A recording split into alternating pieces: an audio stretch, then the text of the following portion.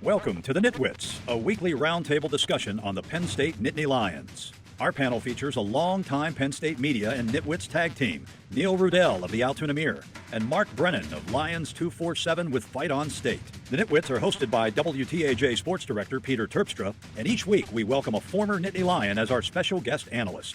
The NitWits are brought to you by Irwin Financial, Raymond James, an independent firm and a firm foundation for your financial future. By Coldwell Banker, no one will work harder to sell your home. By Courtesy Motor Sales of Altoona, where courtesy means a great deal. By The Allegro, where fine cuisine is a way of life. By Health South, your rehab choice. Health South Altoona, ask for us by name. By Monarch Cleaners, for all your dry cleaning, uniform, and mat rentals. By Reed and Solaney Orthodontics. Doctors Reed and Solaney provide orthodontics for children and adults. By W.S. Lee & Sons, your local food distributor. Go Penn State. By Allegheny Street Cigar. Allegheny Street Cigar, Blair County's only cigar lounge. By McAleer's Plumbing, specializing in plumbing, heating, and air conditioning, serving our community since 1886. By Shields Awards and the Sports Shop. We have a fantastic selection of awards, apparel, and memorabilia at great prices. By Freedom RV. Get ready to tailgate this Penn State football season with Freedom RV Rentals. By Jethro's, serving ribs, steaks, Italian specialties, and the famous Prospector Salad since 1983. Takeouts, delivery, and catering. By Lucky's Beer Distributor. Let Lucky's Beer get you ready for PSU game day. By Remax Results Realty Group. Committed to a culture of professionalism, productivity, and exceptional service. By EasyToUse.com. Your Yellow Pages connection in print and online. By Lions 247 with Fight on State, your online home for Penn State football and recruiting coverage. And by the Altoona Mirror, featuring Penn State Game Day every Friday and Penn State Extra every Sunday. Welcome to Nittany Nation Overtime. And welcome in to Nittany Nation Overtime. I'm Jack Washer filling in for Peter Terpstra, joined by the Nitwits, Mark Brennan, Neil Rudell, former Penn State captain Mike Irwin. Thank you so much for joining us. Thank you. It's good to be here. Well, Neil, we finally got an answer to your question about will the win against Iowa fuel them to the next week? It did not. Right. Why did it not? Well, I tell you, I think this team has regressed. James Franklin has talked about explaining this slide. This is three losses in 5 games, saying, hey, we're playing the tougher teams now. And that's true. But I think Penn State is taking away its own ability to win and to compete in some of these games. And just a lot of mistakes that you're seeing. He hung his hat on the fact that they were improving through the first 5 games of the season. Even Ohio State, I don't think that's been the case since. Yeah, one thing I would say before we get into all of it, you have to give Michigan a lot of credit. That is a tremendous defense. I thought it was a very well-coached team. Having said that, listen, to me, it started with 2 things as I went back and looked at some of it today. Number one, I think they were asking Trace McSorley to do too much. I don't think he was physically capable of doing it. Number 2, I thought the offensive line, just going back and look at it, really let them down. That is a tremendous defensive line. Everybody knows that. And I think for Penn State to have any shot, the O-line was going to have to play well. I don't think it was going to have to dominate, but I just don't think it had its hands really, really full. And it wasn't as if Michigan was blitzing. They were just beating that O-line, kind of left and right. So I thought those were the 2 main things. Defensively, I thought Penn State played relatively well until, once again, it got gassed at the end. Yeah, they gave up 14 points for about the first 3 quarters. I think they came back. Michigan scored their 21st point with about a minute to go in the third quarter. But if you look, I think there are problems on both sides of the ball. I don't think we played good offensively or defensively. If you look back at the early going when they scored their first couple touchdowns, and I think that Shea Patterson has made a big difference in the Michigan offense. But he had a couple sort of bootlegs around, and nobody picked him up. The contained men were inside. Nobody's outside to tackle him. And he ran a couple early. I think the first couple series he ran one in for a touchdown, and but I think I don't think either one. But sometimes, Mike, didn't you have a coach who said you have to give the other guy credit? And I think from what Michigan did offensively, you're absolutely right. Shea Patterson makes that a different team than we've seen the last few years. But if anybody here would have thought that Michigan had 14 points toward the end of the third quarter we would have thought that Penn State was in good shape. And meanwhile, Penn State was in terrible shape. They were only down 14-0, and you're thinking they have no shot at this game unless something fluky happens. Yeah, I thought the defense made adjustments in the second quarter and was keeping the team in the game. But I just don't think they're broken offensively right now. And I think it's really a big problem even moving into this week. One other thing I would say is that, Mike, in defense of what you're saying about the defense, Jim Harbaugh does a good job of keeping both teams in the game. He plays very conservatively, was committed to the run. And why did he do that? Because I think he's seen this Penn State team. He scouted it very well, knowing that if you're in a tight game, this team has really been hurting itself. But if you look, Michigan is the #1 defensive team in the country. Sure. So, and I think somebody said McSorley being hurt, from the Iowa game, limping around a little bit. I'm not sure he was at 100%. I mean, it looked like he was having problems throwing the ball, and we had opportunities. And a couple of those plays that I thought, one where Thompson was wide open, he went down, could have scored a touchdown at the end of the first half. And the other play that we didn't get credit for was the quarterback McSorley when he ran the ball and he slid. Yes. And I think he made the first down on that play. And I think some of that I wonder about. I think organizationally they have not been good this year. You get to that now. James Franklin said that is not a reviewable play, but I thought they should have called a timeout and really tried to plead their case. And maybe by that time, hey, spots have been overturned. And maybe at least put the ball back in the officials' hands. And not only that, non-timeout, other timeouts they've been taking have really been, I think, questionable. Michigan punted. They were out of timeouts. Penn State was getting ready to punt. Michigan's out of timeouts. Penn State calls timeout at the end of the first half. Yeah. Explain the timing situation, because that's what made it. Penn State really would have wanted to milk the clock there to get to halftime, even though you're kicking off in the second half. But they actually gave it. Now Michigan wasn't good enough to take advantage of it in that instance. But the timeout, there are people on our message boards. Everybody's kind of scratching their head. Well, the other thing is the fumble, Sanders fumble again. Yeah. We're driving the ball down and we're in their territory, and he fumbles the ball for the second week in a row, I guess, on the exchange from McSorley to Sanders. So that's a big play right there. Well, you mentioned opportunities, and when you're a double-digit, road dog, you have to take advantage of it. The field goal block. It was awesome. Yeah. They get to take it back, but they get, I think it was like a personal foul, legal low block block. below the waist. That wipes it out. Sanders fumbles a couple plays later. The Tompkins play, Trace doesn't miss those throws. And then the first down one, Trace has to know where He's missed more of those throws this year. Right. He hasn't quite been the same quarterback this year that he has been. And I think that speaks to the great players that were around him last year. Yeah, well, I also think when your legs aren't quite there, that's going to impact you running, and it's also going to impact you throwing the ball. And now clearly on one leg he should be able to toss that ball and do it, but he was banged up and clearly impacted by it. He's a guy who's done a lot for this program, and I think he deserved that right. I know we'll get into it in the next segment, but clearly we're struggling physically. All right, we're just getting going. Coming up next, we're watching some glimpses of the future, potentially at quarterback yesterday as McSorley's career begins to wind down. His successor is chomping at the bit.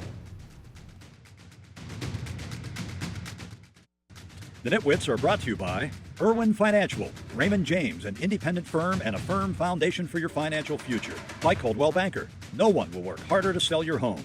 By Courtesy Motor Sales of Altoona, where courtesy means a great deal. By The Allegro, where fine cuisine is a way of life. By Health South, your rehab choice. Health South Altoona, ask for us by name. By Monarch Cleaners, for all your dry cleaning, uniform, and mat rentals. You're watching Nittany Nation Overtime. All right, welcome back to Nittany Nation Overtime, joined by the Nitwits and former Penn State captain Mike Irwin. So we saw some interesting things yesterday. In the second half, specifically, McSorley, Stevens kind of being substituted out. When you're watching that, what are you thinking initially? Well, I'll let you open it. I know you were pretty passionate about it in the press box. Well, I wasn't necessarily passionate about it, but the thing that I couldn't understand is once you take Trace McSorley out of that game and you're clearly not going to come back, I think you just have to commit to Tommy Stevens. Even if he throws the pick six, I don't know what message you're saying by pulling him out. the one thing James Franklin said after the game, and I was kind of surprised by this, Neil, I don't know about you, is that he thought they should have made the change sooner. Yeah. Because so much of what the offense does is relying on Trace's legs.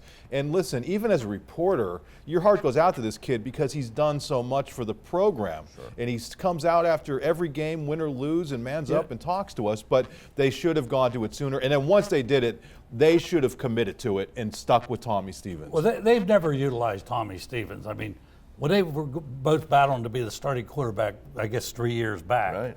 they were nip and tuck who was going to start. So they decided to start Trace McSorley, and he's had a great career down there. But I think Tommy Stevens has always been pushed aside a little bit. And I think the guy has a lot of potential. I'm not sure he's a bigger kid than McSorley. He can see over some of those bigger Michigan guys. I think he might have made a difference in that game if they brought him in and let him play a little bit. Well, you don't bring him in unless Trace is hurt, is what I'm saying. I don't buy it that even if the team's struggling, this is Trace McSorley's team, and he has earned the right to do. For sure. But he was hurt. He was hurt. And I think he is hurt. Now, the extent of which we don't know, but I think if he is not 100% this week, they really need to come up with a new plan. Whether that means that Trace is the emergency guy or I just think that Stevens would give you right now a full complement that you can't get from McSorley, particularly with how much he relies on the run. They ran their quarterback 22 times yesterday. That's a whole nother problem with this offense, I think. Yeah, I think in the future, I mean, Tommy Stevens probably have a shot at the pros. I think McSorley. I think you're ahead of yourself. No, seriously. I do think he's good. I mean, I think he's very capable. He has a pros? stronger arm. Well, I mean, there's 3 or 4 pro leagues. Yeah, That's what you mean. But I think he has a strong arm. I think he has a stronger arm. I'm not taking anything away from McSorley. I know everybody's been on his bandwagon for 3 years. Right, but nobody thinks. But I really think Tommy Stevens has a lot of potential. Okay. And unfortunately, we haven't been able to see much of it because they haven't utilized him. What would you have much. done? At what point would you have not played McSorley when he was healthy? No, I said look back last year when we were ahead in the fourth quarter. Right. We That's never fair. stuck him in a lot of games, let him play. That's fair. And he had one bad play, and that was on Saturday when he threw that interception. It's the only play I ever saw him where he really looked bad. Well, he bobbled a play early against Ohio State, didn't he? Yeah, he didn't catch the ball against on the Ohio flat State. pace, okay. Yeah, so we'll see going forward. If McSorley is not 100% healthy, it's also an opportunity. Hey, they have 3 losses now. You want to win as many games as you can, get to the best bowl you can. But I also think, you got Rutgers coming up. You got senior day, so that's going to be hopefully McSorley's day. But I think there's going to be some opportunities to use Stevens more than they have. I believe your colleague Corey Geiger had an interesting stat today. Penn State's lowest ranking since before the blocked field goal game. I'm not saying the program's fallen, but it's not obviously not their year. So where does the blame fall? Obviously with Franklin, but there has to be some other to kind of go around. Well, I mean, I've been saying for several weeks now, you have a lot of new coaches in new capacities on the offensive staff, and I think it's really taken its toll in terms of their decisiveness. They're having to call timeout, the delays, their special teams. They did it again Saturday. They had to call timeout on a punt, the very first punt of the game. But, to me, hey, you mentioned Sanders. Sanders has fumbled in key situations of 3 games. I mean, the Ohio State game turned on his fumble.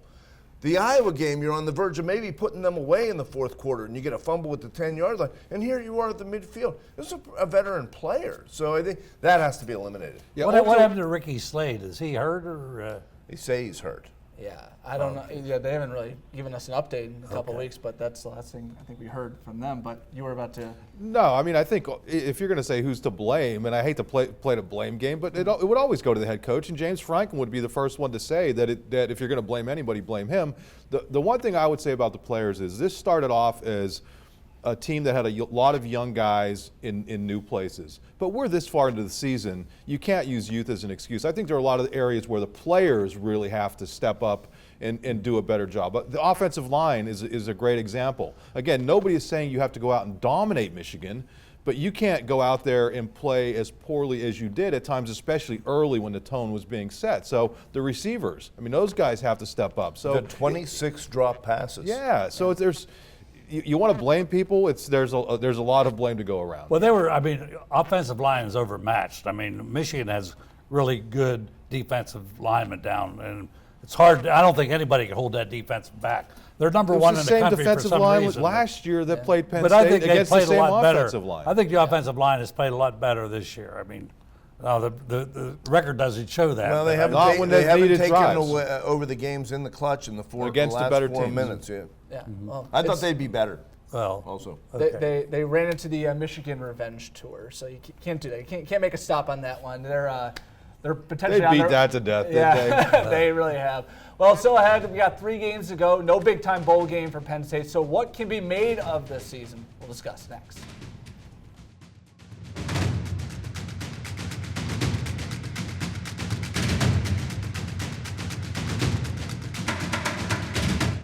The Nitwits are brought to you by Reed and Solaney Orthodontics. Doctors Reed and Solaney provide orthodontics for children and adults. By W.S. Lee & Sons, your local food distributor. Go Penn State. By Allegheny Street Cigar. Allegheny Street Cigar, Blair County's only cigar lounge. By McAleer's Plumbing, specializing in plumbing, heating, and air conditioning, serving our community since 1886. By Shields Awards and The Sports Shop. We have a fantastic selection of awards, apparel, and memorabilia at great prices. By Freedom RV. Get ready to tailgate this Penn State football season with Freedom RV Rentals. You're watching Nittany Nation Overtime. All right, welcome back to Nittany Nation Overtime. All right, they're 6-3, Mike. They got 3 games to go. Obviously, the Big Ten Championship's out of the way. College football playoff, major bowl. But you played. What can you make out of a season like this? well, I mean, they got 3 more games to play. I mean, if you end up 9-3, that's not a bad year. Right. And I think they will go to a respectable bowl if that happens. So they have to regroup because when I was there, we had to regroup a few times too. So I can understand the regrouping You're part still of it. regrouping. Yes, I can tell you about those losses pretty well, but no, I mean, they have a lot to go for yet. I mean, they have Wisconsin coming in as a very good team. I know Penn State dropped down to I think number 20 this week, or 20 or 21, I think, but they could get back in the hunt. And I really, I was a little offended that the coach Franklin said it wasn't an elite program, because when I look at Penn State, I mean, you look at Penn State's record through history. I mean, they're number 10 all-time most wins. I think Michigan's number 1, but they've always been an elite program, and I mean, he's lucky to be there, with that program. And I sort of, that hit me personally that it's not an elite program. Well, you know what? I think a couple things on that. I think right now, when you talk about elite, I think you're really talking about Alabama and maybe a couple others, and that's about it. I think in name and tradition, certainly Penn State is a very great program, elite, whatever, if you want to split hairs. I think it was a mistake. Really, they have not been the same team since he made that speech against Ohio State. Yeah, I'm not sure should have made it, but I think he was talking about it not with respect to the history of the program. I don't think he was dissing the history and all of you guys who played and built it. I mean, he's talked that up over and over and over again, and that's a huge part of their recruiting pitch. I think he was talking about where they are in terms of competing for national championships right now. I don't think that was meant as a slight, but if it was taken that way, you should probably let him know, because I'm sure he would like to hear from former players about that. Do you play McSorley on Saturday if he's less than 100%? Not as a starter. I would go with Stevens, but if McSorley is close to 100%, I would say it's still it's a big game. Yeah. It's not like this is Rutgers either. Right. So I think if McSorley is able to play at almost 100%, yes, but I get the idea that he is not close to that. If he's at the same level he was at against Michigan, I think you have to go to Tommy Stevens. And again, that's with all due respect to Trace McSorley and everything he's done for the program. Yeah, but hey, 9-3. I don't think when you lose at Michigan and the way you lost these other games, I don't think you could say it's a really good year. But Mike, you're right, it wouldn't be a bad year. And if they could finish strong, beat Wisconsin, get a good bowl matchup, maybe still finish 10-3, that would give you something to build on through the Well, it builds on offseason. some of these young players. I Right. mean, guys like Dotson, guys like Micah Parsons. KJ Hamler's obviously played a lot. Freiermuth has played a lot. But get some of these guys in there and work them in. And listen, you hope that Trace McSorley's 100% and ready to go. But if he's not, the silver lining of that is that if you are able to get Tommy Stevens a look in these competitive situations, you're going to get a much better feel for if he's ready to be the next NFL player from Penn State, or if he's the next NFL QB, or if he's ready to simply handle what he's going to have to handle just next for year. recruiting purposes. I mean, if you come out 9-3, I mean, you're competing with the Michigans, the Michigan States, and the Ohio States for some of these top players. So, the fact that we lost them doesn't help the recruiting too much. But Franklin does a great job recruiting. The beauty of it too is, where was Michigan last year?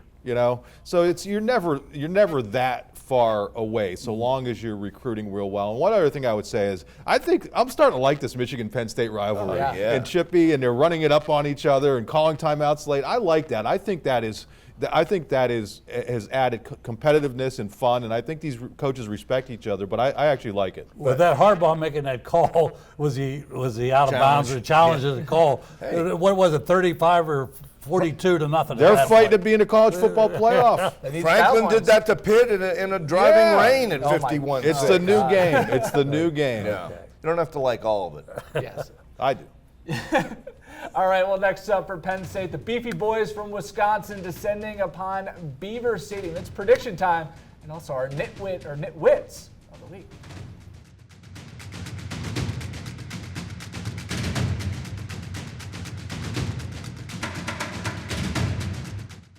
The Nitwits are brought to you by Jethro's, serving ribs, steaks, Italian specialties, and the famous Prospector salad since 1983.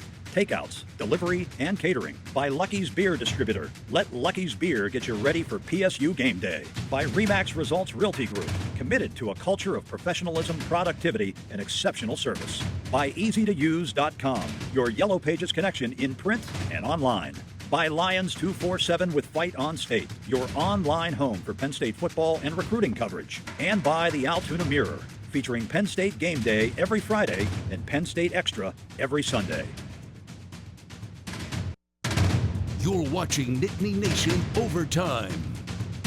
All right, welcome back. One final segment of Nittany Nation Overtime, joined by the Nitwits and former Penn State football captain Mike Irwin. All right, Nitwit of the week was Neil and Peter. I guess I'm Peter. Doesn't Peter have to be here to accept his... Hey, hi, hello. Yeah, hey, hi, hello. They're the current standings right now. Neil, since Peter's not here, you get the floor. We haven't been mathematically eliminated yet. No, not yet. We won't have any ties either. So usually a physical game with Wisconsin. I just don't know where you hang your hat right now on Penn State. I think that there's problems offensively that I don't know how quickly they can be solved. I think they've established more of some momentum on the defensive side of the ball, so I'm kind of thinking a little lower scoring. I'm going to say Penn State 24, Wisconsin 19. I picked them by 5. Okay, well, listen, I think that there are a lot of Penn State players and coaches who have a lot of pride. We're going to see if they could go one of two ways here. I mean, they could either gut it up. They've done that since over the last few years. There's some questions about the quarterback for Wisconsin. I think Penn State's going to come back, play well, win 27-20. I agree that Penn State's going to come back and play well. I think, their backs are against the wall right now. I mean, I wish you would have said they're going to play terrible. Losing 3 games in a row. Is it 3 games in a row? 3 of the last 5. 3 of the last 4 they beat Iowa. Yeah. So I'm going to pick Penn State 31, Wisconsin 24. 7-point spread. I picked 7-point spread. Mike, you're an accountant. I'll tell you what, I'll change it to one more than that. I'll make it. That was going to squeeze me. 24, 32 to 24. I'm saying field goal game, 18-17, 6 Jake Pinniger field goals beats Wisconsin. Wow. So he had a good game last time at Beaver Stadium, so I'm just banking on that. So you guys teaming up to squeeze Hey, I don't want to leader. steal a ball from you. You know what I mean? Yes, you do. I'll give you a ball. I'll bring you an extra ball. For Mark, Neil, Mike, I'm Jack. Peter will be back next week. We'll be discussing the Wisconsin game and getting you ready for Rutgers. See you then.